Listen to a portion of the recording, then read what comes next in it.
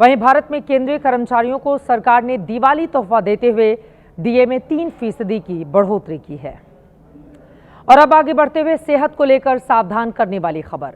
खांसी की जहरीली सिरप का मामला तूल पकड़ता जा रहा है। राजस्थान में 2 जगहों पर बच्चों की मौत की खबर जिस तेजी से फैली, इसके बाद मध्य प्रदेश के छिंदवाड़ा में भी कफ सिरप की वजह से बच्चों की मौत का शक गहराता जा रहा है। यहां हुई मौतों के बाद कई सवाल खड़े हुए हैं कि आखिर बच्चों की मौत का जिम्मेदार है कौन? बच्चों को जहरीली सिरप क्यों बांटी गई? इस मामले में केंद्र सरकार ने भी अपनी जांच शुरू कर दी है। राजस्थान से लेकर मध्य प्रदेश के छिंदवाड़ा तक बच्चों को जहरीली सिरप देने का मामला गहराता जा रहा है। छिंदवाड़ा में अब तक 15 मामले सामने आए हैं, जिनमें गंभीर रूप से बीमार 4 बच्चों का नागपुर में इलाज चल रहा है। एक पीड़ित का आरोप है कि उनके बच्चे को डॉक्टर ने कफ सिरप दी थी, जिसके बाद उनका बच्चा नहीं रहा। फीवर आया था, हमने डॉक्टर पर सोनी सर के यहाँ लेके गए थे, ये वाली दवाई हमको दी थी, जिसके बाद हमारे बच्चे में तबीयत बिगड़ने के कारण हमको नजर आए, इसी से उसकी किडनी दोनों डिफेक्ट हो गई थी। डॉक्टर की जांच के मुताबिक किसी टॉक्सिक चीज की वजह से इन बच्चों की किडनी प्रभावित हुई थी, जिससे बच्चों की मौत हुई है। ये भी अगर कोई कंटेमिनेटेड सिरप है जो सभी बच्चों में एक कॉमन मिली है, तो उसमें कहीं ना कहीं कंटेमिनेशन की संभावना है और इसी के चलते जो डायथिलीन ग्लाइकॉल प्रोडक्ट से जो कंटेमिनेशन हुआ होगा और उससे ही किडनी इंजरी हुई होगी। लेकिन डॉक्टर के बयान से ठीक अलग बयान मध्य प्रदेश के डिप्टी सीएम राजेंद्र शुक्ल का है, जिन्होंने कफ सिरप और इन मौतों के संबंध से इनकार कर दिया है।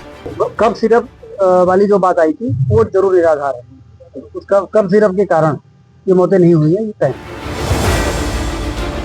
वैसे इस बयान के बाद कांग्रेस ने बीजेपी सरकार पर सियासी हमला बोला है। को सोचना चाहिए कि किस बिहाफ पे दे दिया, कौन सी लेबोरेटरी की रिपोर्ट इनके पास हो गई जिससे ये इतनी गारंटी से कह रहे हैं कि उन बच्चों की मौत इसकी वजह से नहीं हुई।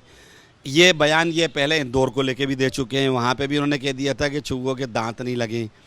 तो ये मंत्री जी को क्या हो रहा है, कहाँ इनकी गंभीरता जा रही है? छिंदवाड़ा में जांच पूरी होने तक कॉल्ड्रिफ और नेक्स्ट्रो डीएस नाम की सिरप को बैन कर दिया गया है, जबकि दवा बनाने वाली कंपनी पर अब तक कोई कार्रवाई नहीं हुई है। मुख्य चिकित्सा अधिकारी से बिना प्रिस्क्राइब किए सिरप लेने से बचने को कहा गया है। सिरप के बाद अब बात सांसों की। कुछ ही दिन में बारिश चली जाएगी और ठंड आ जाएगी, लेकिन जहरीला धुआं अभी से दिल्ली की ओर बढ़ना शुरू हो चुका है। पंजाब में किसानों ने पराली जलाना शुरू कर दिया।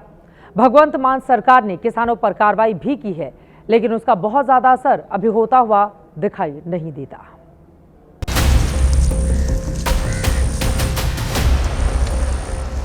खेतों से उठती आग की लपटों की ये तस्वीरें पंजाब की हैं, जिसके धुएं ने एक बार फिर पंजाब से लेकर देश की राजधानी दिल्ली तक टेंशन बढ़ा दी है। दरअसल पंजाब में तमाम पाबंदियों और कोशिशों के बावजूद किसानों ने हर साल की तरह इस साल भी धान की फसल काटने के बाद अपने खेतों में पड़ी पराली को आग के हवाले करना शुरू कर दिया है, जिसके बाद पराली के खिलाफ पंजाब सरकार के तमाम अभियान फेल होते नजर आ रहे हैं।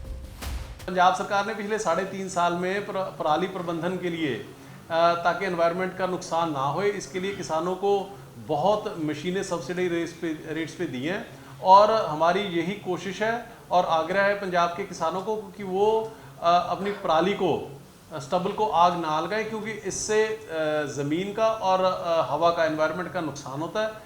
यही हमारी उनसे गुजारिश है।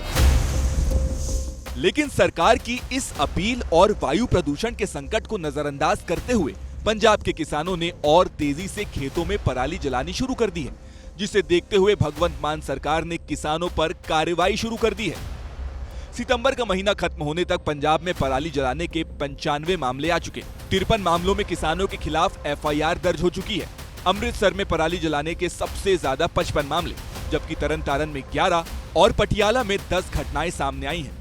लेकिन पंजाब के किसान दावा कर रहे हैं कि पहले के मुकाबले पंजाब में पराली जलाने की घटनाएं कम हुई हैं, जबकि किसान संगठन इस समस्या के लिए पंजाब और केंद्र सरकार को जिम्मेदार ठहरा रहे हैं।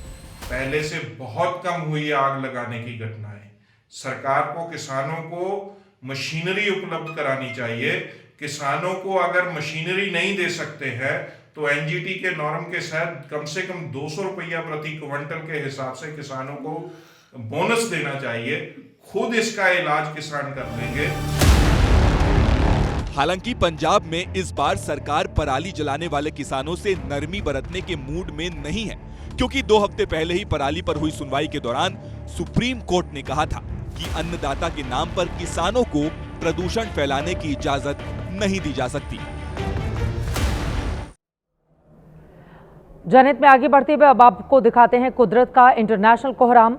दुनिया के कई हिस्सों में बारिश तबाही मचा रही है। अर्जेंटीना में मूसलाधार बारिश भयंकर बाढ़ की वजह बन गई, तो स्पेन में कारों को बाढ़ ने मानो निगल लिया हो। तूफान इमेल्डा के कारण क्यूबा में 2 लोगों की मौत हो गई, जबकि अमेरिका में भी चक्रवाती तूफान ने खतरनाक रूप ले लिया है। ऐसा लग रहा है पूरी दुनिया के खिलाफ कुदरत ने विद्रोह कर दिया हो।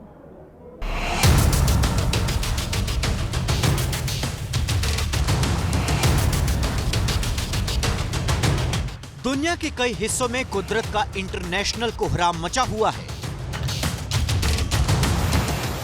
अर्जेंटीना के तुकुमान प्रांत में मूसलाधार बारिश की वजह से भयंकर बाढ़ ने अफरा तफरी मचाई हुई है। हालात ये हो गए हैं कि कई जगह अस्पतालों को भी खाली करना पड़ा है।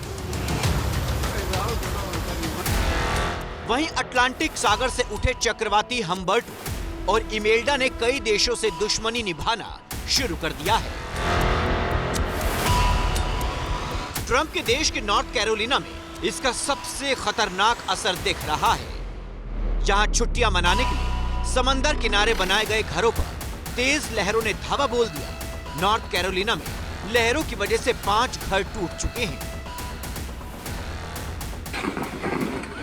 जबकि फिलीपींस में 6.9 तीव्रता वाले भूकंप ने पूरे इलाके को हिलाकर रख दिया।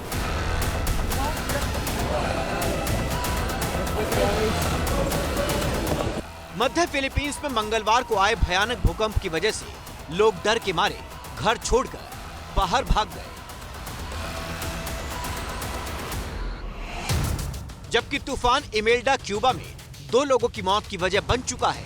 यहां कई इलाकों में बाढ़ से भयंकर हालात बन गए हैं। स्पेन में भी बाढ़ की वजह से कार डूब गई। यहां लोगों की मदद के लिए चलाए जा रहे रेस्क्यू ऑपरेशन में भी मुसीबत का सामना करना पड़ रहा है। वियतनाम में बुआलोई नाम के तूफान ने आतंक मचाया, जिसके बाद लैंडस्लाइड और बाढ़ की संख्या बढ़ गई है।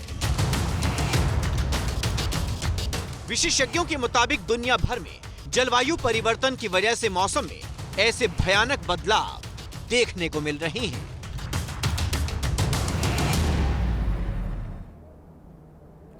और अब देश का मौसम भी आपको बता दें, 2 दिन पहले हमने जनहित में दिखाया था, वही तस्वीर आज एक बार फिर से सामने रखते हैं। ऐसा ना हो कल दशहरे के दिन दशानन रावण भगवान राम के तीर छोड़ने से पहले ही मारा जाए, कहीं बारिश में भीग कर पहले ही वो समाप्त न हो जाए। 2 दिन पहले का ये अंदेशा अब यकीन में बदलता दिख रहा है।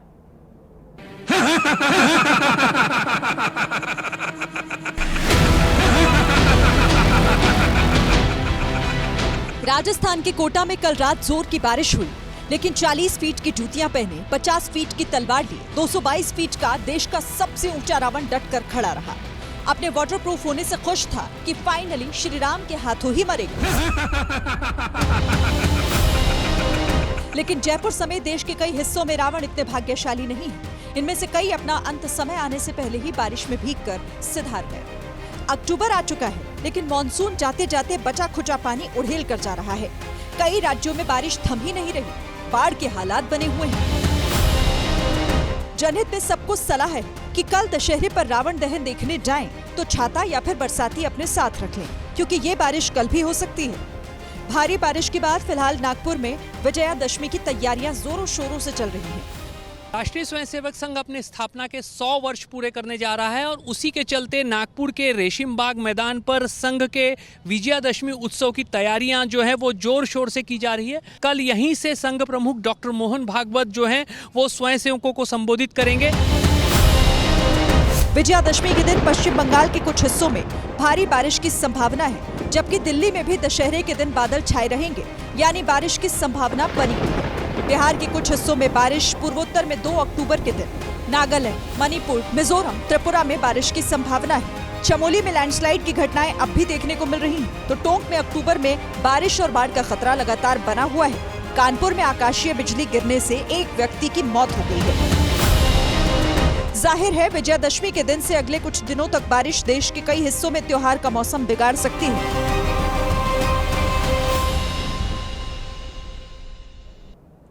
तो कहा यह जा रहा है कि इस बार का रावण जलेगा नहीं बल्कि बारिश के पानी में गल जाएगा।